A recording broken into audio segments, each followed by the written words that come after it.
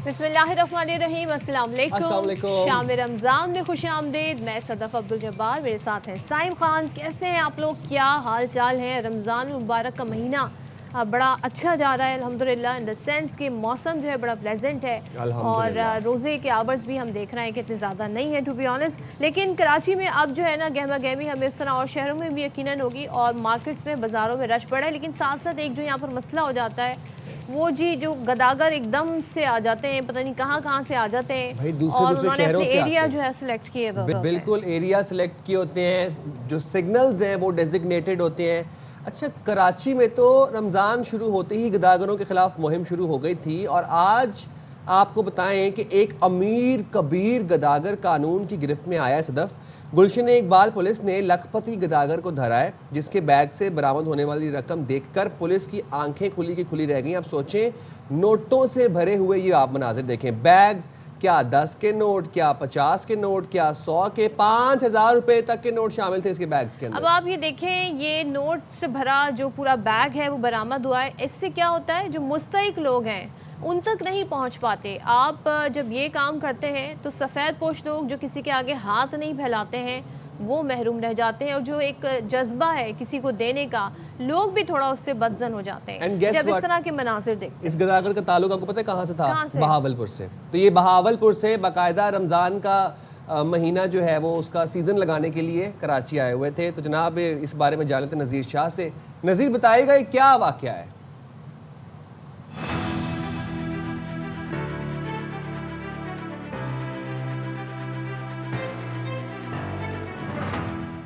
आप बिल्कुल देखें, बैरून मुल्क जाकर जो भिखारी भीख मांगते हैं वो माला माल हो जाते हैं, लेकिन शहर कायद में भी जो भिखारी दूर दराज के इलाकों से कराची आते हैं वो किस तरीके से भीख मांगते हैं और कितना पैसा जमा करते हैं।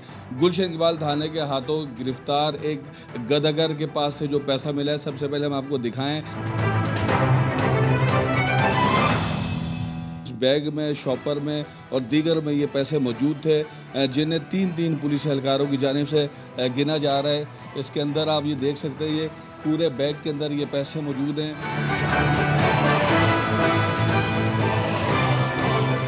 अब ये जो गदागर है, हम इससे जानने की कोशिश करेंगे। तुम्हारा नाम क्या है और किस इलाके से ताल्लुक है? मोहम्मद अकबर।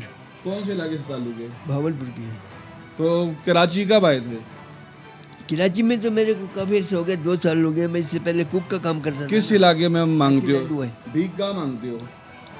कभी मैं गुलशन में मर जाता हूँ, कभी नाजमाबाद जाता हूँ, कभी लालू खेत। लोग तुम्हें कितने पैसे देते हैं? लोग देते थे, कोई 500 देता था, कोई 200 देता था। लोकल बस में ये कायदाबाद के अभी फ़िलहाल रिहायशी हैं और यहाँ पे गुलशन में उतरे थे। तो ये पेशेवर गदागर हैं। यहाँ हमने जब इनको अरेस्ट किया तो ये बैग में तलाशी में इनसे तकरीबन ये अभी तक जो हमने काउंटिंग की है 1.5 लाख के करीब रकम ये है। और बाकी अभी काउंट हो रहे हैं? बाकी जो खुले नोट है वो काउंट कर रहे हैं।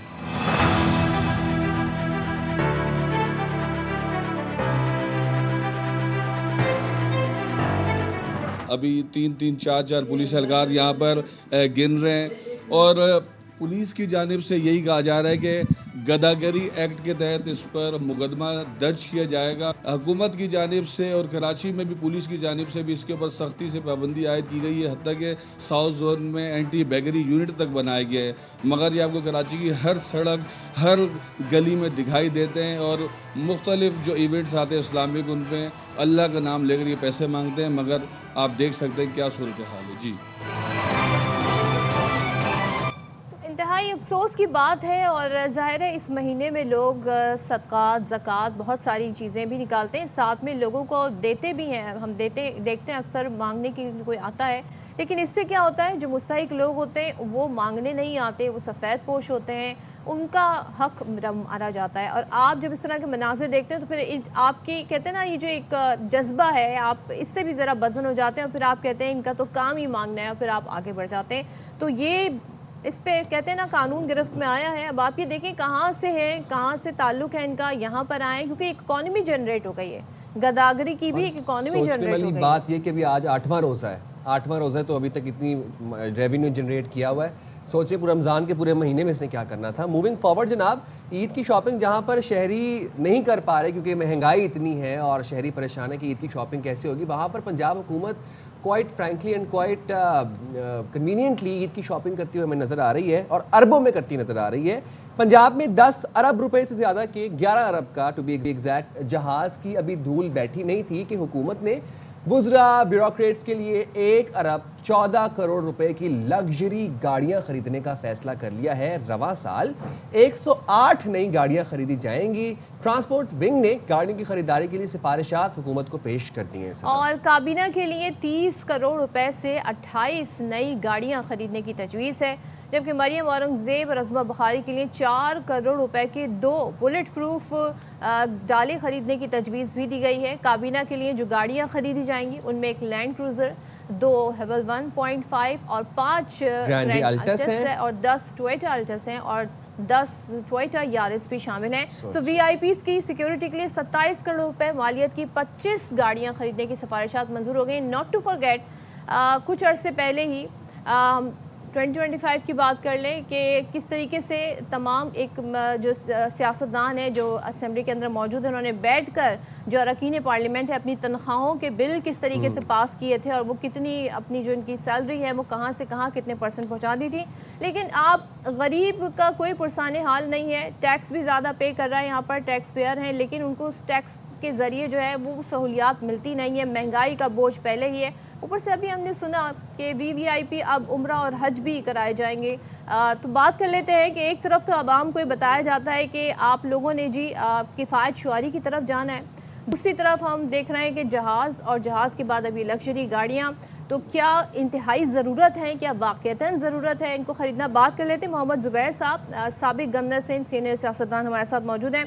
Thank you so much Zubair साहब। ज़रा बताइएगा, पंजाब हुकूमत अब 1 अरब रुपए मालियत से ज़्यादा की गाड़ियाँ ख़रीदने जा रही है, काबीना अरकान तो हम देख रहे हैं अभी भी अच्छी खासी गाड़ियाँ इस्तेमाल कर रहे हैं, क्या वजह हो सकती है कि ये गाड़ियाँ और लग्जरी गाड़ियाँ ख़रीदनी पड़ गई हैं? तो थैंक यू वेरी मच। मेरा ख्याल है जो एक पॉजिटिव चीज़ हुई है वो जहाज़ के स्कैंडल को लेके कि ये डिबेट ओपन में सबके सामने मेन स्ट्रीम मीडिया पर आ गई है और जो कि बड़ी अच्छी बात है। इस तज़ाद से जो पाकिस्तान में वाज़े है कि एक तरफ अशराफिया है, हुकूमत के लोग हैं, जैसे आपने जिक्र किया, तनख्वाहें बढ़ाना हो, जहाज़ ख़रीदना हो, कारें ख़रीदनी हो और दूसरी लग्जरीज हों। एक तरफ तो वो दुनिया है, एक तरफ तो वो पाकिस्तान है, दूसरी तरफ जो हकीकी पाकिस्तान है जिसमें 25 करोड़ अवाम है, वो बैठ के सोच रहे हैं कि क्या हम भी इसी पाकिस्तान का हिस्सा हैं। और ख़ास तौर पर वो पाकिस्तानी जो पिछले ही हफ्ते हुकूमत ही की अपनी रिपोर्ट में जो बताया गया कि गुर्बत की लकीर से कितनी तेज़ी से पिछले 2-3 साल में लोग नीचे गए हैं और मज़ीद जा रहे हैं, और इसी तरह से अनएम्प्लॉयमेंट, बेरोज़गारी किस तरह से कितनी शिद्दत से बढ़ रही है। तो एक तरफ तो वो हो रहा है और दूसरी तरफ अखराजात हैं जो हुकूमती वज़रा हैं, चीफ मिनिस्टर पंजाब का जो जहाज़ को लेके, आई थिंक ये इतना डिसफंक्शनल सिस्टम रिप्रेजेंट करता है, ये इतना रोटन सिस्टम रिप्रेजेंट करता है कि नाअहली जो है हुकूमत के लोगों की, इनकॉम्पिटेंस उनकी, फजूल खर्चियाँ उनकी, और पैसे कौन भरेगा? वो आम पाकिस्तानी और ख़ास तौर पर वो गरीब तबका या मिडिल क्लास तबका जिनका कोई कसूर नहीं है। 300% से ज़्यादा मिडिल क्लास जो सैलरीड क्लास है उनके टैक्सेस में इजाफा किया गया है। अब आप खुद बताएं किस लिए इजाफा किया गया? वो टैक्सेस कहाँ जा रहे हैं? वो इसलिए दिए जा रहे हैं, उन पर इसलिए बोझ डाला जा रहा है कि वो अवाम के पैसों से फिर ज़ुबैर साहब, यहाँ पर मैं एक बात कहना चाहूँगा कि आज पाकिस्तान में एक जो एवरेज सैलरीड क्लास शख्स है वो एक 660 सीसी गाड़ी भी अफोर्ड नहीं कर सकता, वो भी 3 मिलियन 3.5 मिलियन तक पहुँच गई है। और यहाँ पर हुकूमत की शाह खर्चियाँ ऐसी हैं पंजाब हुकूमत की कि अपग्रेडेशन हो रही है और मरियम औरंगजेब साहिबा, आज़म बुखारी साहिबा के लिए बुलेट प्रूफ डाले ख़रीदे जा रहे हैं 4 करोड़ के। मैं आपसे जानना चाहता हूँ क्या अनएम्प्लॉयमेंट, पॉवर्टी, इलिटरेसी, इन्फ्लेशन ये सब कुछ ख़त्म हो गया है कि जो अब एक शॉपिंग स्प्री चल पड़ी है, कभी 11 अरब रुपए का जहाज़ और अब 1 करोड़ 14 लाख रुपए की जो है वो गाड़ियाँ खरीदी जा रही हैं, 1 अरब 14 करोड़ की। देखें ना, ये क्वेश्चंस बिल्कुल अब रेलिवेंट हो गए हैं और रेज हो रहे हैं और हुकूमत को जवाब देना पड़ेगा। अब ये जो कारों का जो फ्लीट अब खरीदने की बात हो रही है, 1 अरब से ज़्यादा पैसे खर्च किए जाएंगे कारें खरीदने के लिए। पहला क्वेश्चन तो ये है कि इस वक्त जो मुझे भी पता है और आपको भी पता है कि ना सिर्फ उनके पास ज़बरदस्त कारें इस वक्त, जैसे हम बात कर रहे हैं नई कारें खरीदने से पहले की बात हो रही है, क्या मरियम औरंगजेब हो, असमा बुखारी हो, चीफ मिनिस्टर हो, दूसरे वज़रा हो पंजाब के, क्या उनके पास इस वक्त जो कारें हैं उनकी क्या क्वालिटी है? वो टॉप क्लास क्वालिटी कारों में फिरते हैं। सो अगर उनके पास इस वक्त इतनी बेहतरीन कारें हैं, तो फिर आपने तो कहा ना कि जो मिडिल क्लास है वो तो एक छोटी सी कार 30 लाख 35 लाख की खरीदनी, उसके पास तो एग्जिस्टिंग है भी नहीं। और यहाँ तो एग्जिस्टिंग एक इतना बड़ा पूल है कि वीआईपीज के लिए, भाई क्यों चाहिए वीआईपीज के लिए? और मैं आपको एक चीज बताऊं कि इनफैक्ट आपकी के चैनल पर एक प्रोग्राम मालिक के प्रोग्राम में ये चीज बिल्कुल क्लियर होके बाहर भी आई है कि इंडिया में किसी चीफ मिनिस्टर के पास जहाज नहीं है। उनकी कारों का आप लेवल देखें, और वो एक बहुत ही एडवांस कंट्री है, उनकी इकोनॉमी देखे कहाँ है, हम एक गरीब मुल्क हैं। तो अगर आपका बैकग्राउंड शाही खानदान से है, जो हमारे ज्यादातर जो रूलिंग रजीम का है, तो अगर वहाँ जो आप अय्याशी करते थे वो आप अपने पैसों से करते थे। जुबैर साहब, एक तौजीह जो पंजाब गवर्नमेंट देती है वही देती है। अभी थोड़ी देर पहले मरियम नवाज साहिबा आई हुई थी, वही कहती हैं पंजाब में आप देखें पिछले 2 साल का गालिबन उन्होंने हवाला दिया, if I am not wrong, कि ना आटा महंगा हुआ ना रोटी महंगी हुई। तो हम तो आवाम को सहूलियात दे रहे हैं। वो रोज़गार के हवाले से भी अपनी बहुत सारी स्कीम्स भी गिनवाती हैं। अभी वो ई टैक्सी के हवाले से भी बात कर रही हैं। तो वो ये भी कहते हैं, आपको याद है सैलाब के दिनों में जब सिंध वालों ने मशवरा दिया था सिंध गवर्नमेंट ने कि भी आप BISP यूज़ करें, तो उन्होंने कहा हमारे पास इनफ फंड है, हमारे पास अपना पैसा है, हम वो इस्तेमाल करेंगे। तो आप समझते हैं कि पंजाब की हुकूमत के अपने जो खर्चे हैं वो इतने हैं कि वो ये सब अफोर्ड कर सकते हैं? बिल्कुल भी नहीं अफोर्ड कर सकते। देखें जी, 2 चीज़ें एक बड़ा वाज़ेह करने की ज़रूरत है। ये जो पंजाब में तरक्की के हवाले से बात की जाती है, पंजाब में ख़ास तौर पर, पंजाब सबसे बड़ा सूबा है, तो पंजाब में अगर इतनी ज़बरदस्त तरक्की हो तो पाकिस्तान में भी तरक्की होती है। अगर पाकिस्तान में बेरोज़गारी जो है 21 साल की बुलंदतरीन शरह पर है, उसमें सबसे ज़्यादा हिस्सा पंजाब का है। अभी जो फिगर्स आई हैं पॉवर्टी की, सबसे तेज़ी से जो गुर्बत की लकीर से नीचे लोग हैं, सबसे तेज़ी से इन टर्म्स ऑफ परसेंटेज वो पंजाब में क्या है। मसला क्या है जो लोग समझते नहीं हैं, और ख़ास तौर पर हमारा रूलिंग एलीट नहीं समझता। देखें, जो प्रोजेक्ट्स इनिशिएट करती हैं मरियम नवाज, फॉर एग्जांपल कि उन्होंने हेल्थ कार्ड कर दिया या किसान कार्ड कर दिया या नई बसेस मंगवा ली या लैपटॉप स्कीम दे दी, अनाउंस कर दी, ये अच्छी चीजें हैं, इससे कोई नहीं इनकार कर सकता। लेकिन अगर हम समझते हैं कि ये मईशत को आगे लेके जाएगी, इसका मईशत आपने कितने लोगों को फायदा पहुंचाया है जितने आप ये कार्ड या इस किस्म की स्कीमें 5 लाख 10 लाख 15 लाख, सूबा कितना है 13 करोड़ का। अब 13 करोड़ का सूबे का उसी तरह से वो आगे जाएंगे जब आप एक ऐसी पॉलिसीज लेके आएंगे जिससे इकोनॉमिक एक्टिविटी बढ़ेगी। पंजाब ही में सबसे ज्यादा टेक्सटाइल मिल्स बंद हुई हैं, शट डाउन हुई हैं पिछले 1 साल में, और रोज की बुनियाद पर शट डाउन हो रही है। मतलब ये एक हकीकत है, उससे अनएम्प्लॉयमेंट होगी। आपको करना ये है कि आपने इकोनॉमिक पॉलिसीज ऐसी बनानी है जिससे इकोनॉमिक एक्टिविटी जनरेट हो, जिससे एम्प्लॉयमेंट जनरेशन हो, जिससे एक्सपोर्ट बढ़े, जो कुछ भी नहीं हो रहा। देखें ना, एक्सपोर्ट, ये कौन सी मईशत होती है जिसमें ना एक्सपोर्ट बढ़े, ना इन्वेस्टमेंट आए, ना बेरोजगारी में कमी हो, ना गुर्बत में कमी हो, और हम कहेंगे जी मईशत बड़ी अच्छी पंजाब की और जुबैर साहब, इतना पैसा अगर जनरेट हो रहा हो तो फैक्ट्रियां चल रही हो, इंडस्ट्री बूम कर रही हो, मैं आपसे बात जानना चाहता हूं कि ये अब जिस तरह से जहाज़ लिया गया, उसके बाद 1 अरब 14 करोड़ रुपए की गाड़ियां ली गई, सर ये ब्यूरोक्रेट्स, ये सूबाई वुज़रा, ये साहिब हैसियत हैं, ये अपने पैसों पे भी अफोर्ड कर सकते हैं गाड़ियां। किसी को अगर शौक है अपनी गाड़ी अपग्रेड करने का, डाला खरीदने का, हैवल खरीदने का, तो वो अपने पैसों से भी खरीद सकता है। अवाम के टैक्स के पैसों से गाड़ियां क्यों खरीदी जा रही हैं? एंड ऑल्सो गाड़ियां तो गाड़ियां, अब सवाब कमाने के लिए भी अवाम के टैक्स का पैसा इस्तेमाल किया जा रहा है। जी अच्छा, सबसे पहली बात तो ये है कि हम तो कह रहे हैं कि जी वो तो छोड़ देना कि अपने पैसों से करेंगे। आपके प्रोग्राम के थ्रू हम पंजाब हुकूमत से सिर्फ रिक्वेस्ट करते हैं कि वो इस चीज़ का बता दें कि जो नई कारें खरीदी जा रही हैं, आज जो आपका एग्जिस्टिंग पूल है वजीरों के पास, ब्यूरोक्रेट्स के पास, उसकी क्या पोजीशन है और उसकी कौन से मॉडल की कारें हैं और किस सीसी की कारें। जब वो बताएंगे ना, वो जब नंबर्स आएंगे तो मैं और आप हैरान रह जाएंगे कि इतनी अच्छी कारें होने के बावजूद, इतनी ज्यादा कारें होने के बावजूद अब इनको नई कारों की क्या जरूरत है। क्योंकि क्योंकि कोई सवाल पूछने वाला कोई नहीं था, कोई क्वेश्चन कोई नहीं करता था। आम मतलब आदमी एक के मैं पास आपको जब ऐसी बताता- गाड़ी हो तो वो तो 20 साल 15 साल 20 साल इसे चलाएगा। यहाँ तो हम देखते हैं कि इसकी मेंटेनेंस भी हो रही होती है हर महीने, उसकी मद में भी पैसे जा रहे होते हैं, फिर इसे अपग्रेड भी किया जाता है। तो ये कैसे तौजीह दी जाती है कि जी ख़राब हो गई या हमें दूसरी की ज़रूरत है या अब हमें अपग्रेड करने की ज़रूरत है? देखे ना, वही जो एक होता है ना, जो कि प्रोक्योरमेंट का प्रोसेस होता है, ये जो 1 अरब की कारों का अप्रूवल आया है, तो उसमें क्या लिखा गया है, क्या कहा गया है कि पुरानी कारें खत्म हो गई हैं, चलती नहीं है, पेट्रोल बहुत खाती हैं, एसी नहीं चलता, बुलेट प्रूफ कारें भी हैं बाय द वे। अभी ये मैं आपको बिल्कुल बता रहा हूँ। सो ये एक चीज जो सबसे मज़ाक़ा खेज है कि आपका जब दिल चाह, आप कहते हैं कि हमारे पास पैसा बहुत है, आपके पास पैसा नहीं है। ये जो NFC अवार्ड का सिस्टम होता है, जिसमें पूरा पूल होता है, पूरे पाकिस्तान का टैक्सेस कलेक्ट हो के फेडरल हुकूमत के पास जाते हैं, उसमें से हर प्रोविंस को पैसे मिलते हैं। ये इसलिए नहीं होते। अगर आपके पास पैसे फालतू हैं तो आप उन बच्चों को स्कूल भेजें जो स्कूल नहीं जा सकते पैसे ना होने की वजह से। जो बच्चे स्टंटेड हैं, पंजाब की बात कर रहा हूँ और पूरे पाकिस्तान की बात कर रहा हूँ, अगर आपके पास इतने पैसे हैं तो उनका इलाज करवाएं। आप क्लीन ड्रिंक, 75% पाकिस्तानी साफ पीने का पानी नहीं उनको मैसर, और हम नई से नई और सबसे बेहतरीन कारें ले रहे हैं।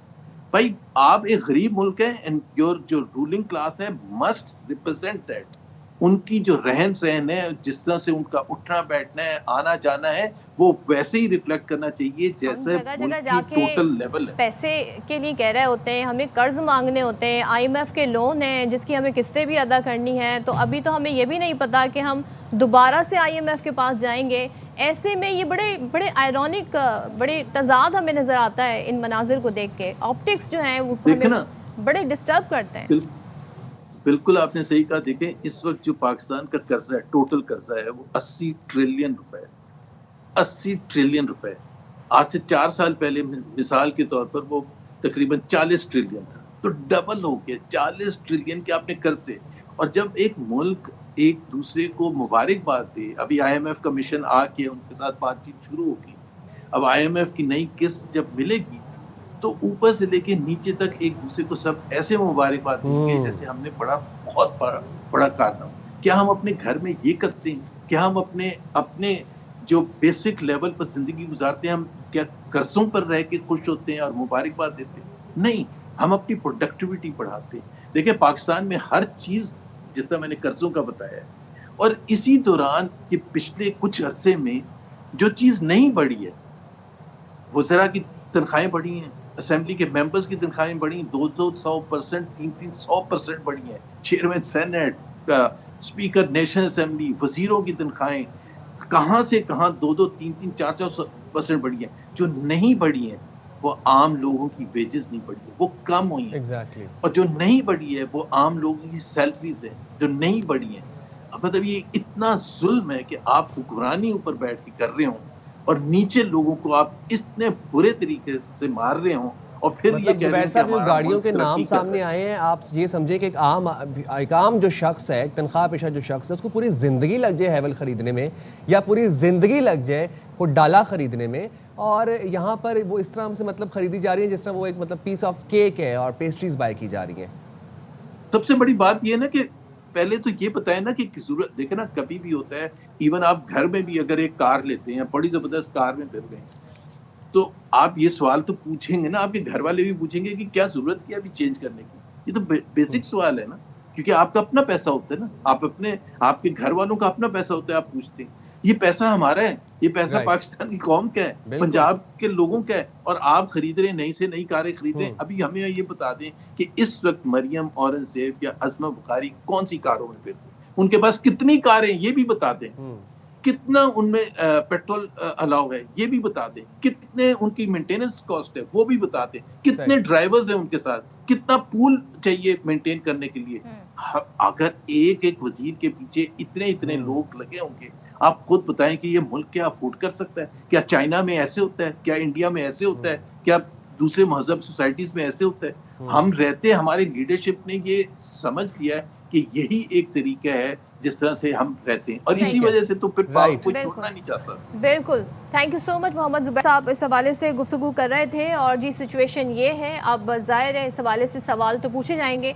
लेट्स होप कि पंजाब गवर्नमेंट इस हवाले से जवाब भी दे सके। अच्छा, मैं वैसे एक इंटरेस्टिंग चीज़ अभी देख रहा था, एक पैटर्न में नोटिस किया कि यहाँ पे कोई भी गाड़ी जो थी वो ईवी गाड़ी नहीं थी, जबकि ईवी गाड़ियों का बड़ा रुझान हम देख रहे हैं कि मरीम नवाज चलें जी, बड़ी कुछ अपडेट्स है वो शेयर कर लेते हैं। चेयरमैन पीटीआई बैरिस्टर गौहर कहते हैं बानी पीटीआई की बहनें अपने भाई के लिए फिक्रमंद हैं।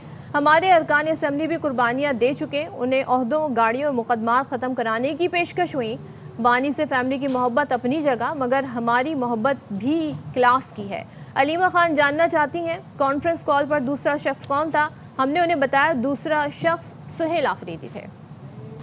खान साहब जिस तरीके से सीनियर रहनुमाओं को चार्जशीट कर रही हैं, आप नहीं समझते कि इससे खान साहब की रिहाई में मजीद रुकावटें पैदा वो बहनें हैं और वो उनका कंसर्न जरूर होगा। हमारे जो एमएनएज और सेनेटर है ये 18 मरतबा हाई कोर्ट आ गए, 14 मरतबा सुप्रीम कोर्ट गए थे, 20 मरतबा ये लोग अडियाला जा चुके हैं। उन्होंने करोड़ों की ऑपरेटिव कराई, उनकी 20 केसेस बनी हुई। उनको कहा जाता है वजारतें भी ले लो, आप चेयरमैनशिप भी ले लो, आप गाड़ियाँ भी ले लो, आप ओहदे भी ले लो, केसेस भी माफ़ कराओ, लेकिन वो खान साहब के साथ है और डटे हुए। मैं फैमिली को भी रिक्वेस्ट करूँगा, आपकी मोहब्बत खान साहब के लिए अपनी जगह, हमारी मोहब्बत भी क्लास की है। अलीमा बाजी कह रहे कि मैं जानना चाहती हूँ कि जो कॉन्फ्रेंस कॉल पे दूसरा कौन था। यस, कॉन्फ्रेंस कॉल हमारी हुई थी, हमने सब इनको बताया, मिनट बाय मिनट खबर दी है। मेरे साथ दूसरा बंदा जो कॉन्फ्रेंस कॉल पे था, उन लोगों के अलावा वो सुहेल अफरीदी साहब, वो रही थी कि मैं कह दूं, मैंने कह दिया। अच्छा जी, एक रिपोर्ट आई है ज़रा पंजाब से, वो आपके साथ शेयर करना चाहते हैं। इंस्टीट्यूट ऑफ एजुकेशन की 2023-24 में स्कूलों से बाहर बच्चों की रिपोर्ट जारी हो गई है। पंजाब में 5 से 16 साल के 9.6 मिलियन बच्चे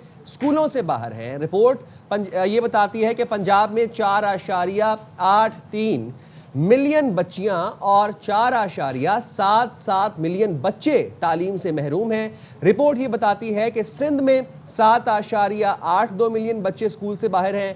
केपी की बात की जाए तो वहां पर 4.92 मिलियन, और रिपोर्ट ये बताती है कि बलूचिस्तान में 2.94 मिलियन बच्चे स्कूल से बाहर हैं। इस्लामाबाद में 0.09 मिलियन बच्चे स्कूलों से बाहर हैं। सबसे ज़्यादा बच्चियां स्कूलों से बाहर पंजाब में है, जिनकी तादाद 4.83 मिलियन है। सिंध में 4.09 मिलियन, केपी 2.29 मिलियन, बलूचिस्तान में 1.53 मिलियन बच्चियां स्कूल से बाहर हैं।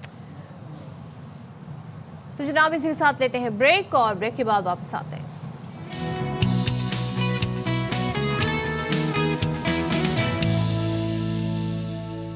Welcome back once again. बात करेंगे जी कराची की सियासत के हवाले से। तो सिंध हुकूमत और शहरी हुकूमत के दरमियान हम देख रहे हैं सरगर्मियाँ, तलखियाँ भी बढ़ गई हैं, और कराची की तरक्याती कामों का जायज़ा और अहम मुलाकातों का सिलसिला भी जारी है। अपोजिशन जमातों के बयानात ही नहीं, अब हम ये देख रहे हैं कि अमली तौर पर भी इक़दामात करने की तैयारियाँ हो रही हैं। कराची की तरक्याती मंसूबों पर वज़ीर आज़म शहबाज शरीफ से वज़ीर आला सिंध मुराद अली शाह की मुलाकात हुई, और वज़ीर आज़म को सिंध में तरक्याती मंसूबों की पेशरफ्त से वज़ीर आला ने आगाह किया। वज़ीर आज़म ने कहा वफाक तरक्याती मंसूबों की जल्द तकमील में हर मुमकिन ताउन करने को तैयार है। उधर हम देख रहे हैं पीपल्स पार्टी को MKM पाकिस्तान ही नहीं, जमात इस्लामी की जानिब से भी तनकीद का सामना है जनाब। और इन हालात में जमात इस्लामी और PTI रहनुमाओं की अहम मुलाकात हुई, जिसमें मेयर कराची के खिलाफ अदम एतमाद लाने पर इत्तफाक हुआ है। तो इसी बारे में भी बात करेंगे। अमीर जमात इस्लामी कराची मुनम ज़फ़ार हमारे साथ मौजूद हैं। मुनम साहब, बहुत शुक्रिया आपने प्रोग्राम के लिए वक्त निकाला। सिंध हुकूमत और शहरी हुकूमत की सरगर्मियाँ अचानक तेज़ हो गई हैं। कराची के तरक्याती कामों पर भरपूर तवज्जो है। अपोजिशन को बयानात नहीं, अमली इक़दामात से जवाब देने की तैयारियां हैं। इस बारे में आप क्या कहेंगे? बिस्मिल्लाहिर्रहमानिर्रहीम, बहुत शुक्रिया। देखिए, बुनियादी बात यह है कि जो लोग 18 साल में काम नहीं कर पाए, वो अब 9 महीने जो है वो 3 महीने के अंदर 90 दिन के अंदर भी कुछ नहीं कर पाएंगे। जहां विल मौजूद ना हो और जहां सिर्फ जो है वो सारी नजरें इस बात पर हो कि किसी तरह जो है वो करप्शन की जाए, लूट मार की जाए और शहर के वसाइल को शहर पे खर्च ना होने पाए, तो वहां तो जाहिर बात है ये सारी चीजें एक बेसलेस चीजें हैं, बेबुनियाद चीजें हैं। आप मुझे बताइए, जरदारी साहब ने कहा है कि जिस तरह इस्लामाबाद में काम होते हैं वैसे काम मैं देखना चाहता हूँ। तो जरदारी साहब किससे कह रहे हैं? जरदारी साहब माशाल्लाह 2008 से लेकर 2013 तक सदर मुमलिकत रहे, अभी तीसरा साल शुरू हो गया है उनको, और पिछले 18 साल से सूबा सिंध पर पीपल्स पार्टी बरसर इक़्तिदार है। पिछले 15 साल में इस शहर के 3,360 अरब रुपए जो शहर कराची पर लगना थे, जो इंफ्रास्ट्रक्चर सेस के थे, जो ऑक्ट्राई जिला टैक्स के का शेयर था, हिस्टोरिकल शेयर था, जो डेवलपमेंट फंड था, वो तो पीपल्स पार्टी की हुकूमत खा गई। लेकिन इनके अंदर ना एहलियत है, ना इनके अंदर इंतजामी सलाहियत है, और इनके अंदर जो करप्शन की सलाहियत है, ये सारी सब सलाहियतें बड़ी दी जाती हैं। बरहमी और का नतीजे इज़हार हुआ है में मुनव्वर जफर साहब। तो 3 महीने का टाइम भी दिया गया है, तो डोंट यू थिंक कि जहाँ इतना वेट किया तो 3 महीने वेट करके और देख लेते हैं कि क्या नताइज निकलते हैं। देखिए जी, मेरा सवाल तो ये है कि K4 मंसूबा 21 साल से मुकम्मल नहीं हुआ, तो क्या वफाक और सूबा सिंध वफाक की हुकूमत और सूबा सिंध की हुकूमत अब उसको मुकम्मल कर रही है 3 महीने में? मेरा सवाल तो ये है कि BRT रेड लाइन जो 2022 में जिसका आगाज हुआ था और जिसको 2023 अक्टूबर में मुकम्मल होना था, आज 2026 का जो है वो फरवरी खत्म होने जा रहा है। ये मंसूबा क्या 90 दिन के अंदर मुकम्मल हो रहा है? क्या करीमाबाद अंडरपास, मुनव्वर चुरंगी अंडरपास, नई कराची 7000 फीट रोड, ये सारी मरकजी शाहराएं शहर कराची की क्या 90 दिन के अंदर मुकम्मल हो जाएंगी? ये एक बेबुनियाद बात है, ये लोगों की आंखों में धूल झोंकने वाली बात है। आप मुझे बताइए, वज़ीर आला वज़ीर आज़म से मिले, क्या ये खबर है? वज़ीर आला की वज़ीर आज़म से मिलना, एक मुल्क के अंदर जो है वो वज़ीर आज़म और वज़ीर आला जिस तरह वज़ीर आला जो है मंसूबे उसकी मद में मुलाकात हुई है।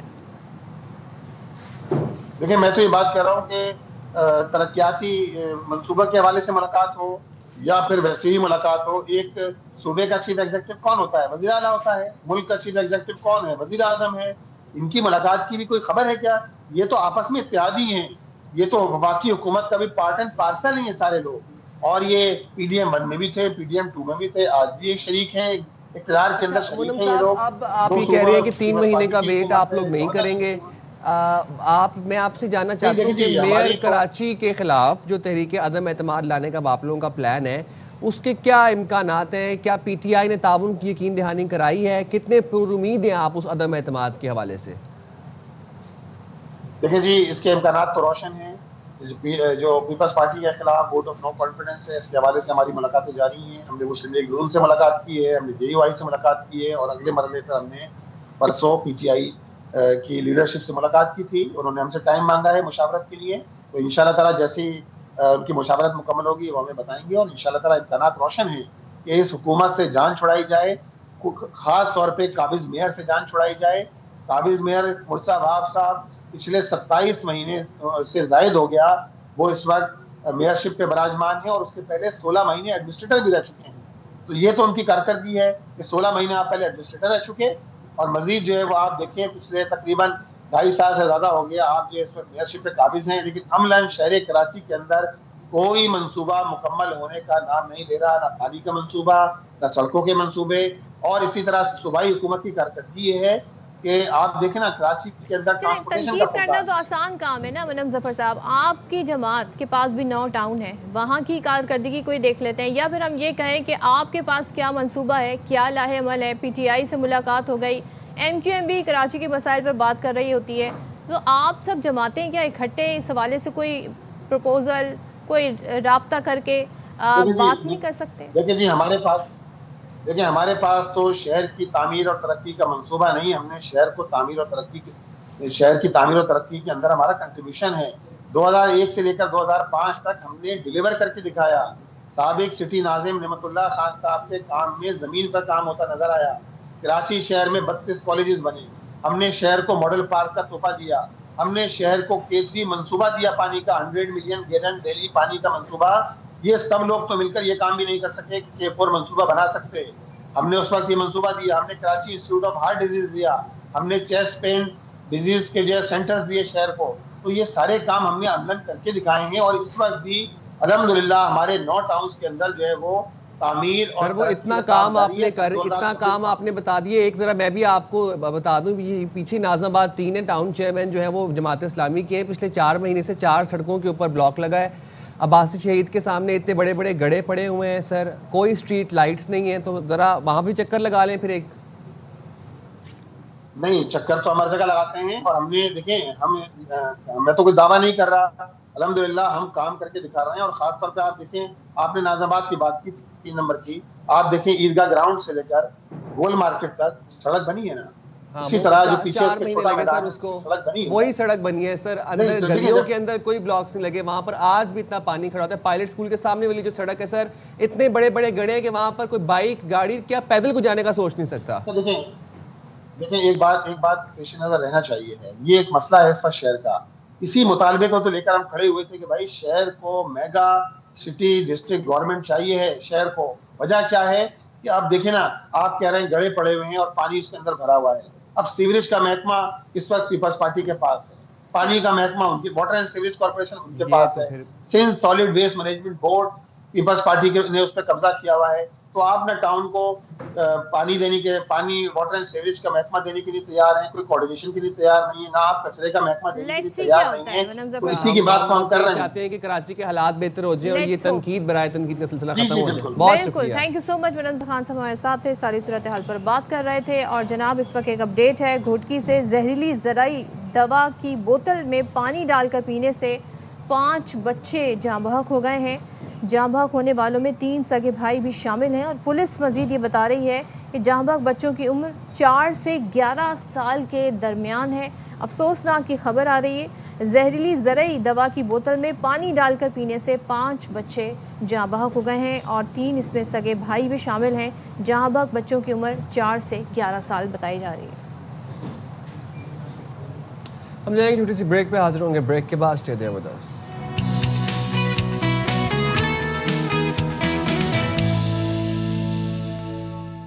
Welcome back once again. और इंग्लैंड से हारने के बाद हमारा मसला अगर मगर पे सिचुएशन एक बार फिर से आ गई है और पाकिस्तानियों की और कौमी क्रिकेट टीम की जिन पर उम्मीदें थी, जिनसे उम्मीदें थी, वो भी हमारी तरह निकले। यानी कि न्यूजीलैंड ने श्रीलंका को 61 रन से शिकस्त दे दी। श्रीलंका से उम्मीदें लगाई हुई थी हमने और इस हार ने ना सिर्फ आइलैंडर्स मद्दाहों को मायूस किया बल्कि पाकिस्तानी शायकीन के दिल भी टूट गए, क्योंकि इसके नतीजे से पाकिस्तान सेमीफाइनल तक रसाई के इम्कानात अब बहुत कम हो गए हैं। अच्छा जी, अब आगे क्या है कि अब श्रीलंका की शिकस्त के बाद पाकिस्तानी शायकीन के लिए मजीद रिक्कत अंगेज दुआओं का वक्त आ गया है, क्योंकि न्यूजीलैंड के हाथों श्रीलंका की शिकस्त ने ग्रीन शर्ट्स की सेमीफाइनल तक रसाई का रास्ता मजीद पेचीदा कर दिया है, मजीद तंग कर दिया है रास्ता। अब पाकिस्तान की किस्मत का दारोमदार जुम्मे को होने वाले न्यूजीलैंड और इंग्लैंड के मैच पर है। अगर कीवी टीम इंग्लैंड से हार गई तो उम्मीद की एक किरण बाकी रहेगी, लेकिन साथ ही पाकिस्तान को श्रीलंका के खिलाफ तकरीबन 50 रन की बड़ी फतह दरकार होगी। चलें जी, तो अब ये बड़ा मुश्किल लगता है टास्क। बात कर लेते हैं साबिक टेस्ट क्रिकेटर बासिल अली साहब हमारे साथ हैं। Thank you so much Basil साहब ज्वाइन करने के लिए। ज़रा हम ये वेस्ट इंडीज़ की बात कर लेते हैं। 83 रन पर 7 विकेटें गिर गई। फिर जो हमने देखा होल्डर शेपर्ड ने तो कमाल की इनिंग्स खेली। वैसे ओवरऑल क्या तज्जिया करेंगे आप? देखिए जी, जैसा स्टार्ट कर रहा था 2 ओवर में 29 रन थे, तो ऐसा लग रहा था शायद 200 सवा 200 करेंगे, लेकिन उन्होंने अपना गेम हटा नहीं, मतलब वेस्ट इंडीज अपनी गेम से हटा नहीं। हालांकि 4 आउट भी हो गए थे 52 पे, उसके बाद भी वो पॉजिटिव इंटेंट के साथ ही खेले। 176 रन मेरे ख्याल करे उन्होंने, लेकिन पिच बहुत अच्छा है और मेरे ख्याल साउथ अफ्रीका आसानी से मैच जीत जाएगा। साउथ अफ्रीका की फास्ट बॉलिंग इस वक्त दुनिया में सबसे अच्छी हुई है, जो उनकी फास्ट बॉलिंग है, जिस तरह वो परफॉर्म कर रही है। अभी साइम खान साहब जो ये बात कर रहे थे ना कि पाकिस्तान के चांसेस इस तरह हैं और पेचीदा हो गए हैं, श्रीलंका से 50 रन से जीतना होगा। पहले दुआ ये करेंगे इंग्लैंड जो है न्यूजीलैंड को हरा दे, और उसके बाद फिर ये है कि श्रीलंका तो हमारा दोस्त मुल्क है ना, इंशाल्लाह वो हमें जिस तरह वो अभी हारा 61 रन से, हमसे भी वो 60 रन से ही हारेगी। बासित भाई, न्यूजीलैंड की बैटिंग लाइन लड़खड़ाई थी लेकिन बैटर्स घबराए नहीं, ये तो हमने देखा। लेकिन बासित भाई, पहले पाकिस्तान श्रीलंका के लिए, पाकिस्तान श्रीलंका जिस तरह की जो जीत थी उसके लिए हमने दुआएं की। अच्छा, फिर उसके बाद अब हम ये देख रहे हैं कि इंग्लैंड की जीत के लिए हम हाथ उठाएंगे। क्या आपको लगता है कि इस परफॉर्मेंस पर क्वालिफाई करना बनता है? साइम खान साहब, एक चीज आज हम आपके बोलते हैं, जब इंसान बीमार होता है ना तो उसके लिए दुआ करें तो अल्लाह ताला दुआ सुनता है। और जहां तक ये बात खेल है ना, खेल की दुआ सुनी जरूर जाती है, लेकिन अगर आप मेहनत ही ना करो तो फिर कहाँ से कबूल होगी। अल्लाह ताला रब्बुल आलमीन है, तमाम कायनात का रब है वो, तो सबकी दुआ कबूल करता है। और जहां तक बात है कि पहले अपना श्रीलंका के लिए दुआ करी थी, अब इंग्लैंड के लिए करें। देखिए वो प्रोफेशनल टीम है। हमें अफसोस इस बात पे कि अब हमारी कौम हमारी क्रिकेट को सीरियस नहीं लेती और लेना भी नहीं चाहिए। अब दुआओं का भी टाइम नहीं है। जब तक जो मोहसिन नकवी साहब ने 2 साल पहले बात फरमाई थी ना कि सर्जरी, अगर अब सर्जरी नहीं हुई ना तो फिर पाकिस्तान ये नामीबिया से सर्जरी का टाइम निकल गया। सर्जरी उसी वक्त हो जानी चाहिए थी। बासित भाई जरा सा मुझे इंडिया के हवाले से पोजीशन बता दें, क्योंकि वहाँ भी कुछ अच्छे हालात नहीं हैं। आपको लग रहा है इंडिया सेमीफाइनल तक पहुँच पाएगा? ज़ाहिर है तो मैच के रिजल्ट ही बताएंगे, बट जिनके खिलाफ अभी मैचेस हैं उनको देखते हुए इंडिया की क्रिकेट बहुत बेहतर है हमसे। वहाँ पे पसंद नापसंद नहीं होती है। अगर अच्छी क्रिकेट नहीं खेलेंगे, जैसे वो साउथ अफ्रीका के अगेंस्ट नहीं खेले तो बाहर हो जाएंगे। लेकिन वहाँ पे भी बहुत बड़ा भूचाल आएगा अगर इंडिया सेमीफाइनल में नहीं पहुंचा। पाकिस्तान में कम आएगा क्योंकि आपको पता है हम यूज्ड टू हो चुके हैं। हमारी टीम में सोशल मीडिया वाले प्लेयर ज्यादा हैं बनिस्बत परफॉर्मर से। लेकिन अगर इंडिया सेमीफाइनल में नहीं पहुंचा तो बहुत बड़ा भूचाल आएगा। इतना बड़ा भूचाल आएगा कि आपको 1-2 प्लेयर टीम में नजर नहीं आएंगे। लेकिन जिस वे में उनकी टीम है, मुझे लगता है वो सेमीफाइनल क्वालिफाई कर जाएगी। सही है, बहुत शुक्रिया बासित भाई, आपने प्रोग्राम के लिए वक्त निकाला। जनाब देखें क्या सिचुएशन होती है मूविंग फॉरवर्ड। IMF वफ्द पाकिस्तान पहुंच गया है। मुज़ाकरात का आगाज़ आज से कराची में होगा। स्टेट बैंक के माहिरीन मुआशी कारकर्दगी पर ब्रीफिंग भी देंगे। पॉलिसी रेट और जो फाइनेंसिंग है और जो एंटी मनी लॉन्ड्रिंग इकदामात हैं, anti terror financing, anti money laundering इकदामात से आगाह किया जाएगा। और कर्ज प्रोग्राम के तहत तीसरा इक्तिसादी जायजा भी लिया जाएगा। एक्सटेंडेड फंड फैसिलिटी के तहत पाकिस्तान को $1 अरब की चौथी किस्त मिल सकेगी। वज़ीर ख़जाना मोहम्मद औरंगज़ेब ने बताया कि IMF से पीर से इस्लामाबाद में बातचीत होगी। वफ्द से टैक्स रेवेन्यू पर भी बात होगी। और नायब वज़ीर आज़म इसहाक़ डार कहते हैं कि UAE पाकिस्तान में $2 अरब ज़र मुबादला के ज़खायर नहीं निकालेगा। बात कर लेते हैं डॉक्टर खाकान नजीब हमारे साथ। Thank you so much. ये बताइएगा जो अब हम मुआशी हालात देख रहे हैं, इसमें मुज़ाकरात का आगाज़ हो रहा है IMF से, इस पेशरफ पर क्या कहिएगा, इसके असरात क्या हो सकते हैं? तो एक तो मैं हमेशा कहता हूं कि मुल्क को हमेशा ये सोचना चाहिए कि 24 बार IMF which is the doctor of the ICU या lender of the last resort, जब आपको कोई और पैसे देने को तैयार ना हो, उसके दर पे एक प्रोग्राम आगे बढ़ाने की कोशिश कर रहे हैं। ये याद रखिए कि हमें आज भी ये जो वक्त और स्पेस मिला है, एक अच्छी इंगेजमेंट है IMF के साथ। ये आपके जो माशी इशारे हैं वो ठीक हैं। सो प्रोग्राम टेक्निकली ऑन ट्रैक है। स्टेट बैंक के जो पोजीशन है, मॉनेटरी एंकर्स वो ठीक हैं। जो फिस्कल यानी मालियाती पोजीशन है, पहले 6 महीने के नंबर वो भी ठीक हैं। कुछ टैक्स यानी कि रेवेन्यू में अंडर परफॉर्मेंस ज़रूर है, जिसका मतलब है कि 370 अरब कम हुए हैं collect, but I think over ambitious targets थे। एक स्लोइंग इकॉनमी है, बहुत कोई ग्रोथ नहीं है इकॉनमी में, 3.5% के करीब की ग्रोथ है। उसको भी एक्सपेंडिचर या कुछ और टैक्सेस में रद्दोबदल करके संभाल लिया जाएगा। कुछ स्ट्रक्चरल चीज़ों पे भी आगे बात बढ़ी है। उसका क्या मतलब है, अभी आपने खुद ही जिक्र कर दिया, जिसका मतलब है कि गवर्नेंस एंड ट्रांसपेरेंसी की रिपोर्ट लिखनी थी, वो रिपोर्ट लिख दी। एक्शन प्लान लिखना था, वो एक्शन प्लान लिख दिया। कुछ आपने ये भी देखा कि पॉलिसी यानी कि FPR ना बनाए, कहीं और बने। मैं इसका इतना कायल नहीं हूँ, बट चलें उसको सेपरेट कर दिया गया। कुछ डिजिटलाइजेशन की बात हुई, कोई ऐसी SOE रिफॉर्म की बात हुई। ये सब चीज़ों को अगर आप देखें, जो इंडिकेटिव टारगेट्स हैं टैक्स रिफंड्स के, वो भी एक मिक्स्ड पिक्चर है। प्रोविंशियल रेवेन्यूज़ ठीक लग रहे हैं। बिस्प के जो टारगेट हैं यानी कि जो पैसे देने हैं वो भी ठीक लग रहे हैं इन जनरल। जो स्टेट बैंक के टारगेट्स हैं, इंटरनेशनल रिजर्व्स के, फॉरवर्ड स्वैप्स के, गवर्नमेंट सीलिंग के उनको पैसे ना दे रहे हों, ये सब मेट लग रहे हैं। सो मैंने आपको एक जिसे कहेंगे एक जायज़ा पेश कर दिया कि largely programme is on track to move forward. But Sadaf जो मेरा कंसर्न है ना, वो इससे मच डीपर है इस प्रोग्राम में। वो ये है कि क्या हम वाकई ही इस प्रोग्राम की अब एक वो डिस्कशन कर सकते हैं कि नहीं। मैं बार बार कहता हूँ कि super tax, taxation on inter corporate dividend, bringing general sales tax GST 18% से नीचे लाके ब्रॉड बेस करना, withholding tax presumptive regime से निकलना, ये जो नई फर्म्स हैं स्पेशली उन पे, ताकि नई फर्म्स पाकिस्तान में पैदा हों, पर्सनल इनकम टैक्स उसको कम करना। सदफ बहुत अच्छी एंकर हैं, पाकिस्तान की लीडिंग एंकर हैं, थोड़ी देर के लिए ये मान लें। अगर उन पे 38.15% यानी कि 40% तकरीबन आपका टैक्स में स्टेट ले जाए, तो क्या आप मुल्क छोड़ के दुबई चली जाएंगी? बहुत से ऐसे लोग लग रहा है कि ये काम कर रहे हैं। सो उसको नीचे लाना। आखिरी चीज, जो पॉवर्टी के अब नंबर आए हैं सदफ, उनको देखते हुए क्या ये 6 लाख रुपए की आमदन जिसपे एक हमने एग्जेम्पशन दी हुई है कि उस पर टैक्स नहीं लगाएंगे, बिल्कुल हम इसे कंटिन्यू करेंगे। डॉक्टर साहब, आपके इसी जवाब से मैं कंटिन्यू करना चाहूंगी। हमें यहाँ पे ब्रेक लेना है, हेडलाइन ब्रेक, उसके बाद आएंगे और दीगर इश्यूज के हवाले से, माशी हवालों से बात करेंगे।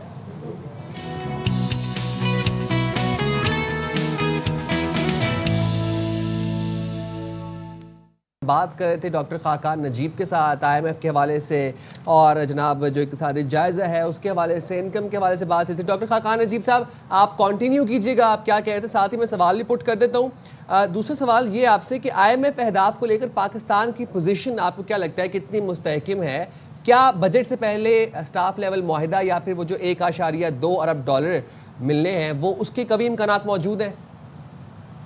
तो देखिए, जैसे मैं कह रहा था अली अभी कि पाकिस्तान का programme technically largely on track लग रहा है, जिसका मतलब क्या है कि जो अहदाफ उनके साथ तय हुए थे, लार्जली अगर आप उनका जायज़ा लें, जो हमारे क्वांटिटेटिव परफॉर्मेंस क्राइटेरिया थे, स्पेशली जो मॉनेटरी टारगेट्स हैं या स्टेट बैंक से यानी कि रिलेटेड नेट इंटरनेशनल रिजर्व्स हैं, जो डोमेस्टिक एसेट्स पे है, जो SPP FX स्वॉप्स होल्ड करता है, गवर्नमेंट ने बोरो नहीं किया, गवर्नमेंट की गारंटीज जो हैं वो इन चेक हों, वो भी इन चेक लग रही हैं। सो अगर आप इस चीज़ को देखें तो लग ये रहा है कि जनरली ये इन द बॉल पार्क हैं। So we are good on the technical things.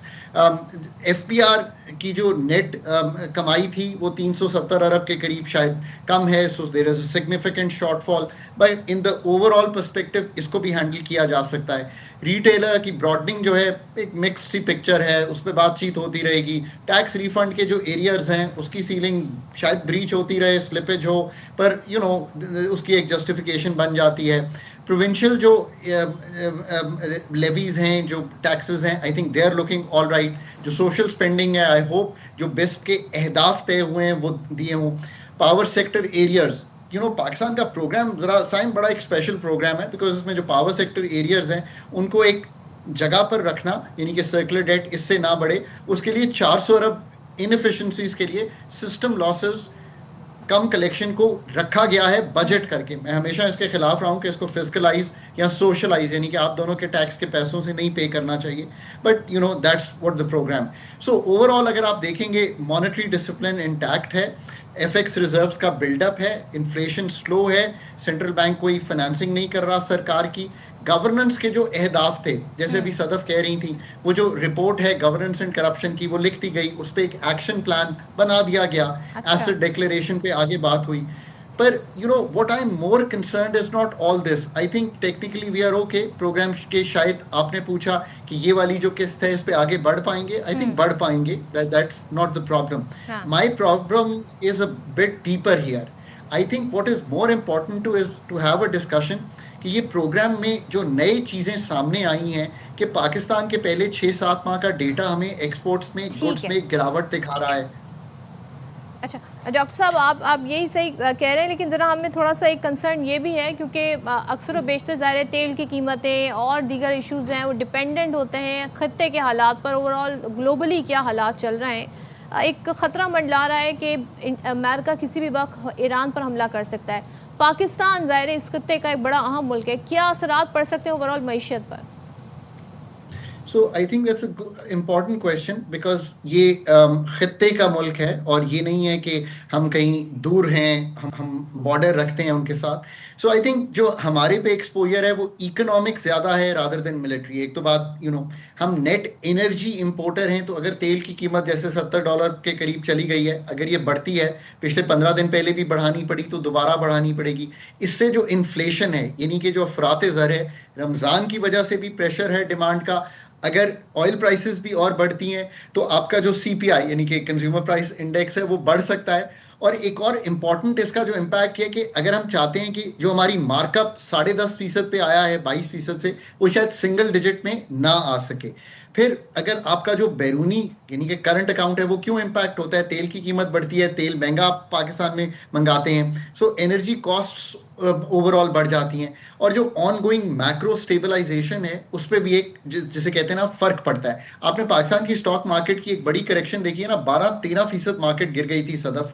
आज कुछ रिकवरी आई है, पर कहाँ 1,90,000 का इंडेक्स था और नीचे 165,000 टेस्ट हुआ। सो ये एक डायरेक्ट जिसे कहेंगे जियो पॉलिटिक्स का भी इम्पैक्ट आता है उस पर, कि क्या खित्ते में अगर इंस्टेबिलिटी आती है, क्या अगर रीजनली कोई चीज़ ऐसी होती है, क्या अगर तेल की कीमत बढ़ती है, क्या अगर ग्लोबल ट्रेड इम्पैक्ट होता है, तो ये क्राइसिस जो है क्या इसके स्पिल ओवर रिस्क पाकिस्तान पे हैं।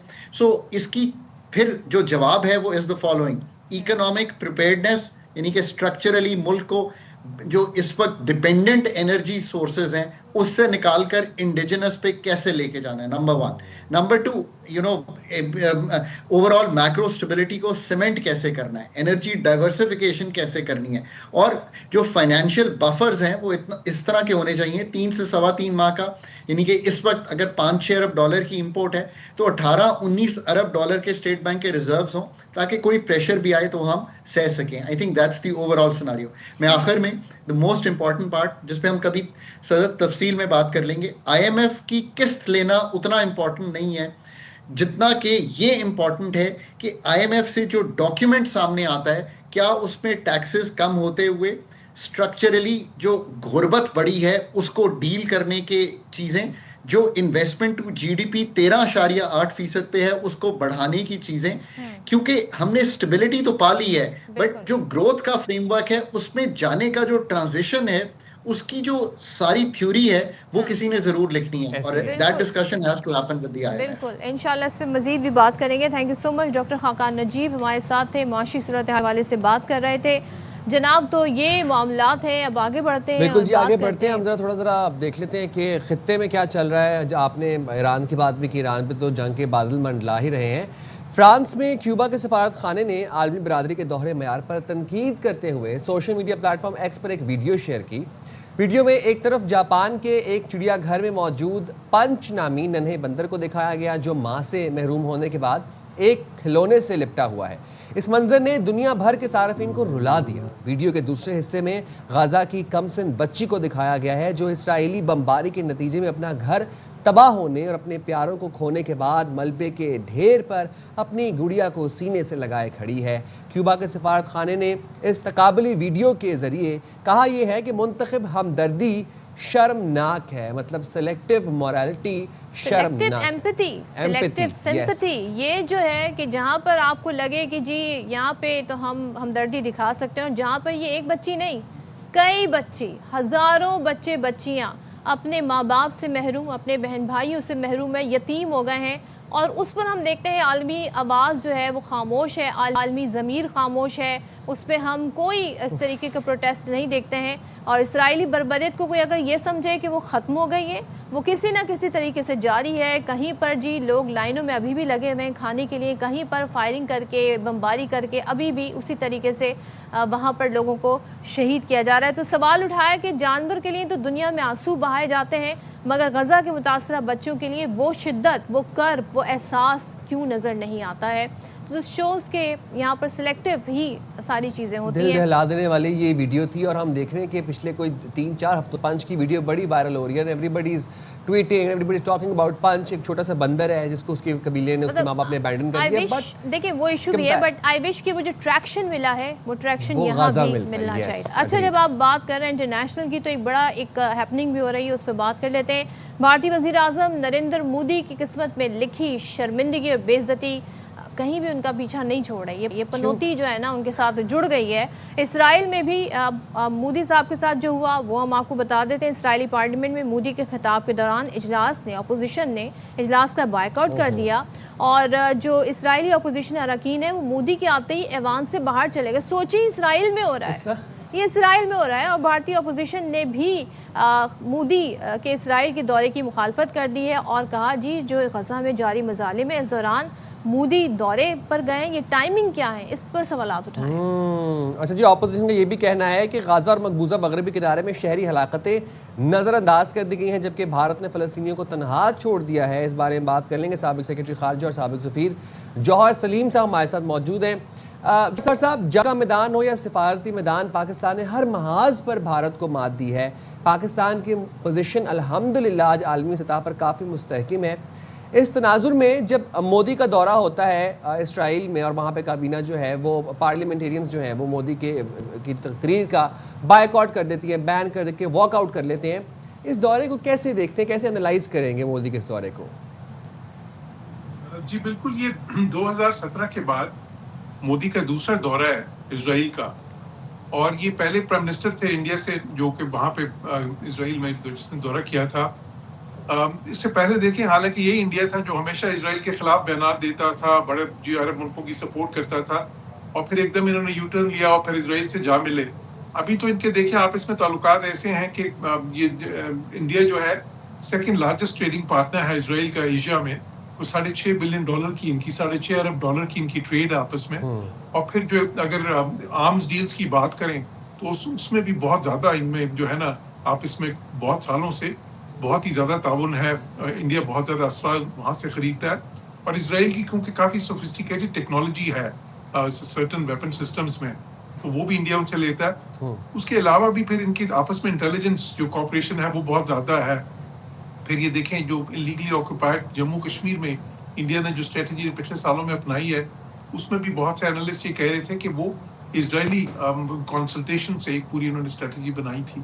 तो ये एक एक्सेस है, बल्कि नेतन्याहू ने तो अभी कहा भी है, नेतन्याहू ने तो अभी कहा है कि जी हम एक एक्सेस बना रहे हैं। उसने उसको हेक्सागन का नाम दिया है कि उसमें जो है इजराइल होगा, इंडिया होगा, ग्रीस होगा, साइप्रस होगा और कुछ अफ्रीका के मुल्क भी होंगे। तो वो इस किस्म की जो है एक स्ट्रेटेजिक इनकी पार्टनरशिप तो पहले से ही है, बहुत चल रही है, लेकिन ये अनफॉर्चुनेटली दूसरे मुल्कों के खिलाफ साजिशों में भी खासे ज़्यादा ये आपस में ताउन करते हैं, बेशक वो पाकिस्तान हो या फिर ईरान में आपने देखा वहाँ पे भी। और देखें बड़ा मानीखेज है इस वक्त, जबकि ईरान पे एक हमले का खदशा मौजूद है, और वो जब भी हमला हुआ तो उसमें इजराइल जो है वो अमेरिका के साथ साथ बिल्कुल उसमें शामिल होगा, बल्कि शायद काफ़ी ज़्यादा उनकी आपने टाइमिंग का जिक्र किया जौहर साहब, टाइमिंग बड़ा मैटर करते हैं क्योंकि बड़ा इमिनेंट लग रहा है कि किसी भी वक्त अमेरिका और ईरान के दरमियान एक मुमकिन लड़ाई। ज़रा ये बताइएगा, भारत का जो एडवेंचर था वो तो नाकाम हुआ, मई में जिस तरीके की शिकस्त का सामना हुआ, कहीं ना कहीं भारत अपना बदला लेना चाहता होगा। तो क्या आप समझते हैं कि मोदी साहब का दौरा जो है ये सिर्फ मुआहदे ही नहीं, इससे बियॉन्ड भी कुछ है, जिस तरफ आप भी इशारा कर रहे हैं, और टाइमिंग के हवाले से भी ज़रा मज़ीद बताइएगा। जी बिल्कुल, देखें जिस तरह एक तो मैंने कहा कि इजराइल जो है उसे अगर वो अटैक होता है तो उस अटैक में बल्कि इजराइल तो इंस्टिगेट कर रहा है अमेरिकन को कि वो उस पर अटैक करें। तो उस मौके पे, जबकि यही इंडिया है जो कि ईरान की दोस्ती का भी बहुत ये दम भरते थे उससे पहले, लेकिन वो फिर एक्सपोज हो गए जब पिछली बार भी कॉन्फ्लिक्ट हुआ। तो अभी देखिए पाकिस्तान के खिलाफ जो साजिशें हैं उसमें भी ये इजराइल और इंडिया काफ़ी अरसे से बहुत ज़्यादा ये इकट्ठा इनका आपस में ताउन है। ये अच्छा, फिर एक और जो इनकी कदर मुश्तरक है कि इजराइल में भी और अब इंडिया में भी वो एक फाशिस्ट रजीम्स बन चुके हैं जो कि बहुत ज़्यादा एंटी मुस्लिम है। तो इनका एक वो कॉमनैलिटी इनकी सबसे बड़ी क्या है, मुस्लिम हेट्रेड इनकी कॉमनैलिटी है सबसे बड़ी। तो उसमें बिल्कुल ये देखें इनके जिस तरह मैंने इंटेलिजेंस ऑपरेशंस की तरफ जिक्र किया, तो उसमें फिर जो कवर्ट ऑपरेशंस होते हैं वो दूसरों मुल्कों के खिलाफ ही ज़ाहिर डायरेक्टेड होते हैं, और उसमें पाकिस्तान खासा बड़ा निशाना रहा भी है इन द पास्ट और अभी भी ज़ाहिर होगा। तो इसी तरह ईरान भी हैं, दूसरे मुसलमान ममालिक भी हैं। लेकिन ये बड़ा इंटरेस्टिंग है कि देखें पिछले कुछ 10 साल में इंडिया ने एक बहुत कोशिश की कि जो GCC कंट्रीज हैं उनके साथ अपने ताल्लुकात को वसी तर करें, और एक बहुत ही इनिशिएटिव वहाँ पे एक जो है लॉन्च किया था उसके लिए जो खसूसी तौर पे। लेकिन अब उसमें भी वो एक्सपोज हो रहे हैं इस मौके पे इजराइल का दौरा करना, जबकि वहाँ पे देखें कोई 73-74 हज़ार फ़लस्तीनियों का कत्लेआम किया गया, और वो पूरी दुनिया लान तान कर रही है इजराइल को।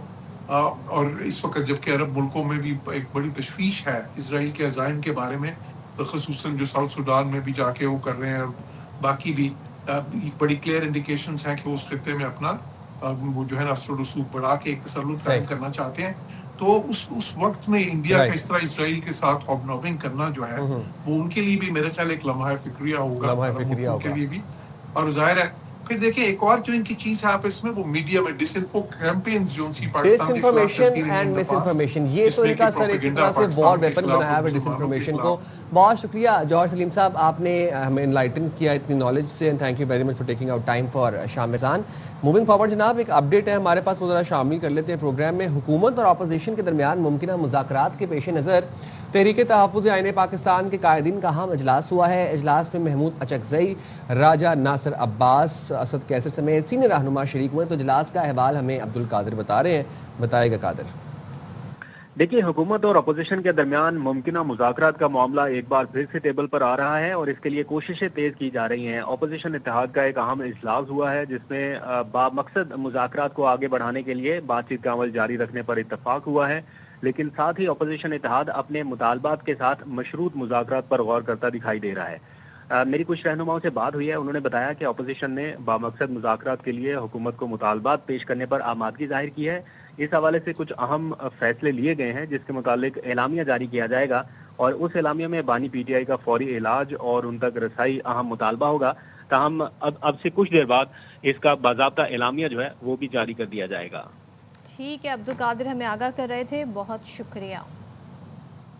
सदफ, आपने लाइफ में बहुत से सैंडविचेस खाए होंगे, बहुत सैंडविचेस खाए होंगे, लेकिन क्योंकि अब अफ्तार का टाइम करीब आ रहा है ना, तो वो जाहिर सी बात है हमारे अगर आप शाम रमज़ान का थोड़ा रुख जो है वो थोड़ा खाने पीने की तरफ जाएगा। जैसे ही बात टाइम होने लगता है 5:30 के करीब आपको फौरन से रेसिपी याद आ जाती है। बिल्कुल, मुझे रेसिपी याद आ जाती है। तो जो हमारी आज की रेसिपी है, ओ हो guys, presenting you Rooh Afza sandwich.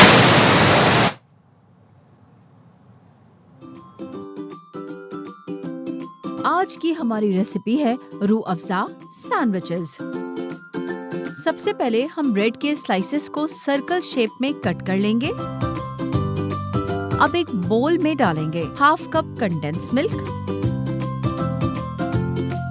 3 teaspoon dry milk, 1/4 cup बादाम, 1/4 कप पिस्ता और 1/4 कप किशमिश। इन सब चीजों को अच्छी तरह मिक्स करके एक मजेदार फिलिंग तैयार कर लेंगे। अब इस फिलिंग को सर्कल कटी हुई ब्रेड पर लगाएंगे और ऊपर से दूसरी ब्रेड रखकर सैंडविच बना लेंगे। तो साइम को ये रेसिपी इतनी मज़े की लगी कि वो नीचे पहुंच गए हैं ताकि रोज़े से पहले वो सैंडविच जो है अपने लिए बचा लें। तो मैं यहाँ पर ब्रेक ले रही हूँ, ब्रेक के बाद वापस आती हूँ।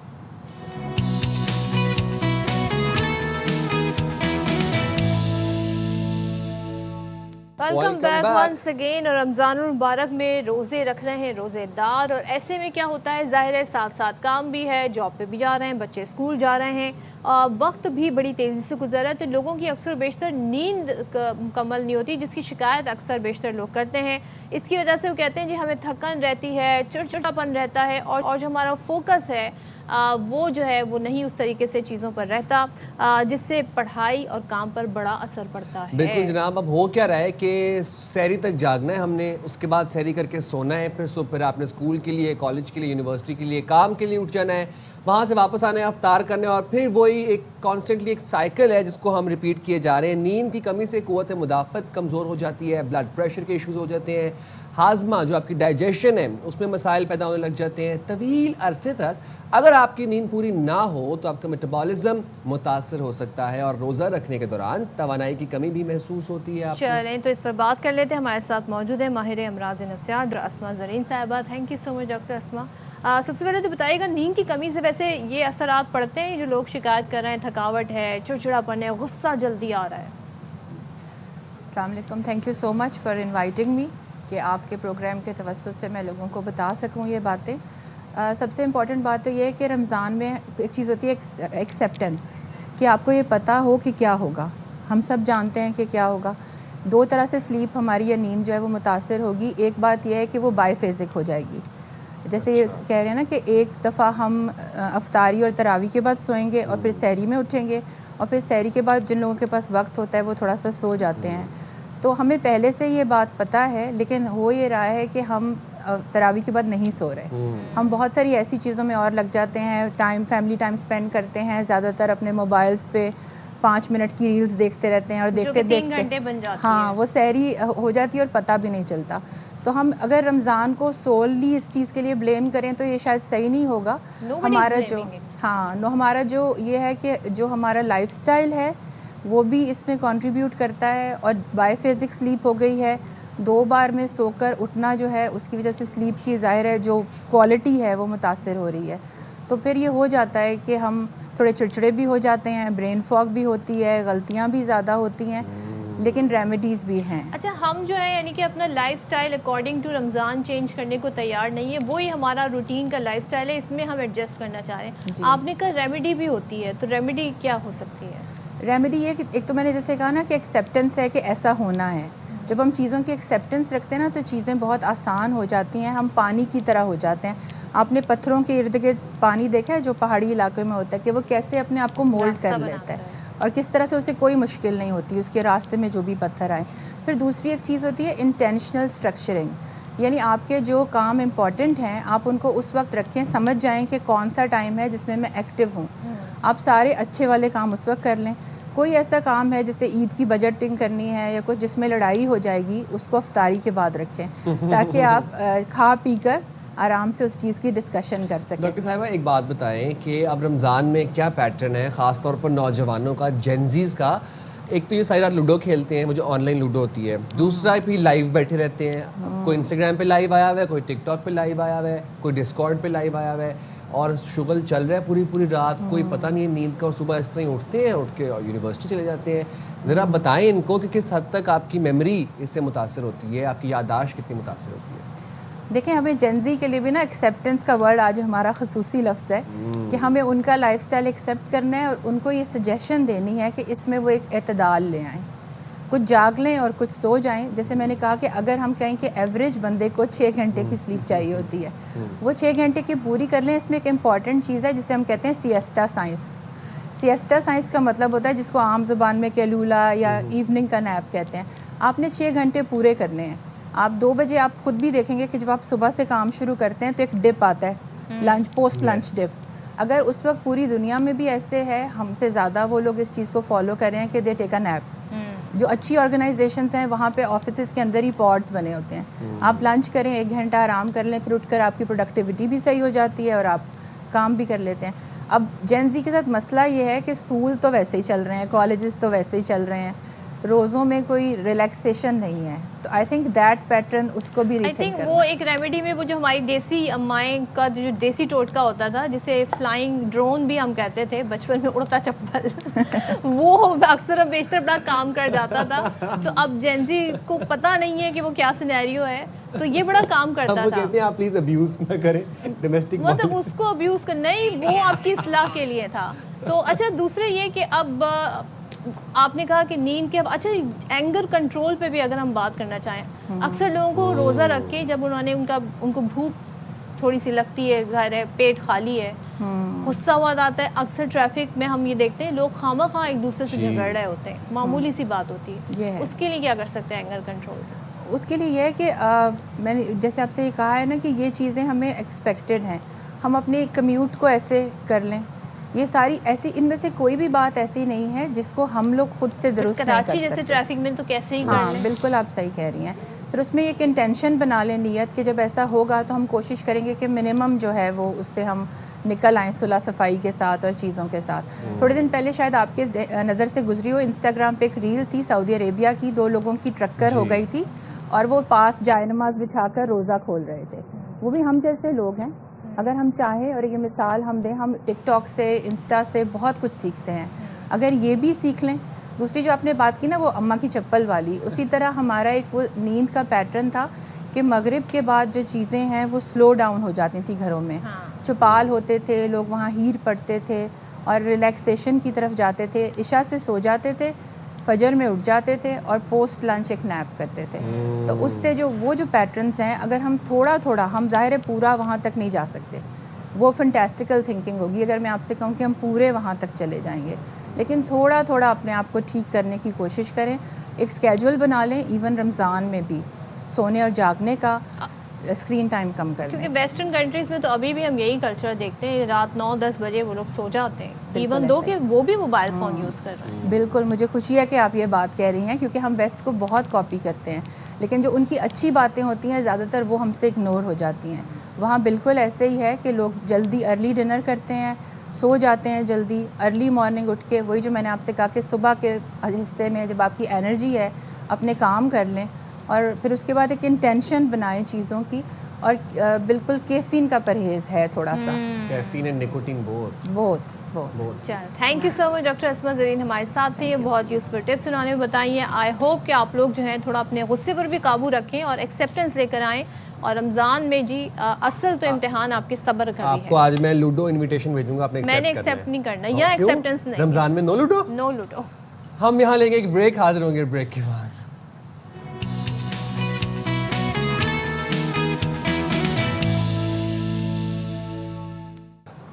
अच्छा जनाब, ज़रा एक अफसोसनाक खबर है। चमन से तोरपुल के करीब घर में सिलेंडर फटने से 7 बच्चे जाँ बहक हुए हैं। इंतहाई अफसोसनाक खबर है। सिलेंडर फटने से 17 अफराद ज़ख्मी हुए हैं। ज़ख्मियों को अस्पताल मुंतकिल कर दिया गया है। गैस सिलेंडर फटने से कमरा भी मुनहदम हो गया है। तो खबर है चमन से, जहां पर तोरपुल के करीब घर में सिलेंडर फटने से 7 बच्चे जाँ बहक हुए हैं और 17 अफराद ज़ख्मी हुए हैं, जिनको अस्पताल मुंतकिल कर दिया गया है।